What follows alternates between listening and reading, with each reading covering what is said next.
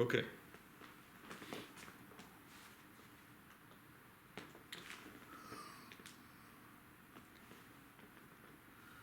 A conversation with Arno Mayer, no matter what decade in his life, indicated what a youthful mind infused with wisdom he had. He never expressed any kind of jaded intellect. He was always upbeat, even though few people in the world knew about the infirmities and the downsides of the human race. As a historian, he broke new ground because he studied the structural antecedents of empires, of dictatorships, and of revolutions, unsparingly expanding their empirical basis so they can be evaluated in terms of their ethical, moral conclusions. And he always infused his writings with what the reader could discover as moral content. He was a very engaging writer. History can be an assemblage of facts and footnotes, battles and potentates, and be pretty dull. And book after book by historians can be pretty redundant. But Arno Mayer's books were never redundant, which is why he infuriated some of his colleagues and his profession, and others outside his profession who had a political or ideological axe to grind.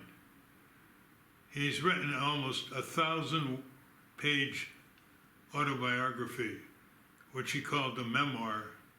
It needs to be put into final completion by an editor, a sensitive editor, and published, because it contains not only a lot of history following World War II, but a lot of insight and rare interviews and interactions that other historians can make good use of.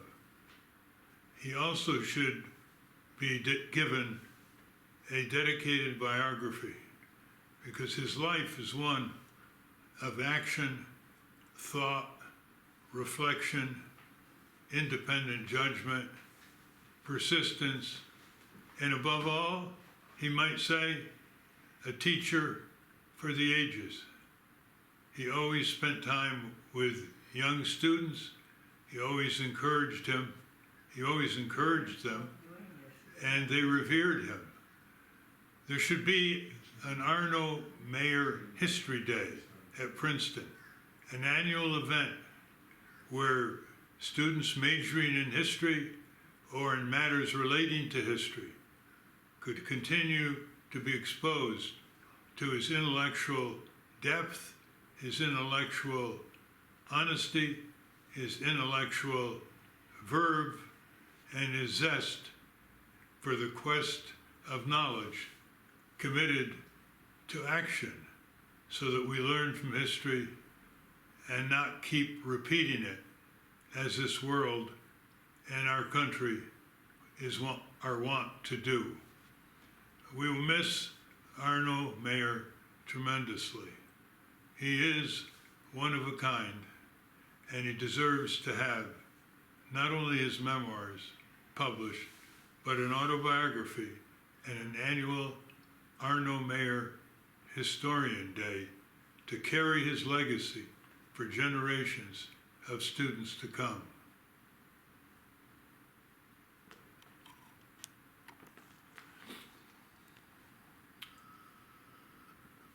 Arno's family, his children and grandchildren, Arno's family, his children and grandchildren, will learn more about this great historian from all the people whom they probably never met, but who revere this great scholar. And I hope they will treasure these reflections and pass them on to their children and grandchildren. Our sympathies go without elaboration to his family, his closest friends, and those who have worked with him over the years, and now will miss him as we all do.